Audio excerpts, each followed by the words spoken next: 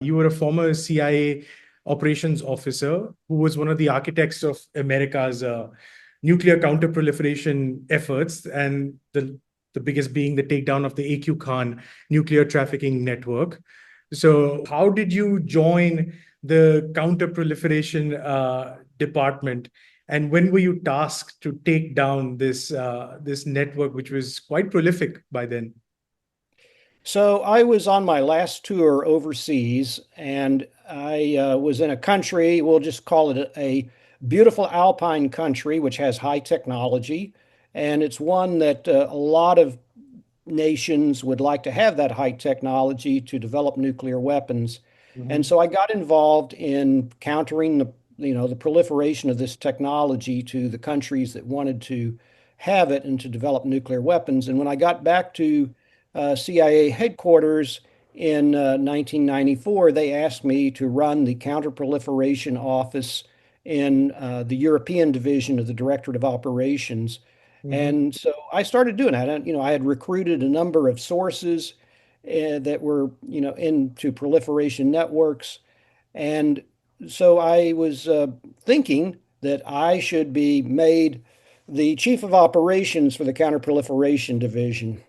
Mhm. Well, in fact, I felt like I was entitled, and that's a big mistake. Whenever you feel like you're entitled to something, you're setting yourself up for a real disappointment and heartbreak. And Yes. so I was turned down for this position, and I was very upset.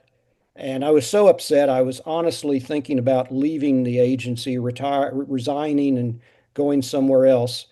And the head of our division called me up and he said, "Jim, come see me." So I went to see him and he said, "Look, you are a really good operations officer, one of the best I know. But right now, we need somebody who's more politically astute than you are. And if Mm. you look up Jim Lawler in the dictionary, you won't see that he's politically astute or politically correct." So, but he said, "Look, I've got something I really would like you to do. I want you to go and penetrate and sabotage the Iranian nuclear weapons program." And so I thought, well, that's a righteous cause. I mean, what could be better than stopping a country like Iran from getting nuclear weapons? Mm. So at the same time, I had taken a very, very good counterintelligence course, and it was entitled Great Intelligence Operations in History. And Mm. one of the operations that really resonated with me was one that was run in about the year 1918, 1919 by Felix Dzerzhinsky. And for your listeners who Ah, don't know oh, who Lenin's secret police. absolutely the founder of the Cheka, the Yes. Soviet police. Yes. And of course, the bizarre thing is Dzerzhinsky was a Polish Bolshevik. He was not a Russian, but he was a brilliant man. So this is the irony here: a CIA officer is impressed with the concept that Dzerzhinsky came up with because he was faced with the challenge in the early days of the Russian Revolution with the fact that the United States and Great Britain were trying to overthrow the Bolshevik Revolution. So Yes. we were financing the counter-revolutionaries. We were encouraging them to overthrow the Bolsheviks. This was the big Red Scare. Well, Dzerzhinsky was faced with this challenge. How do I defeat the counter-revolutionaries? You become one. I become one, exactly.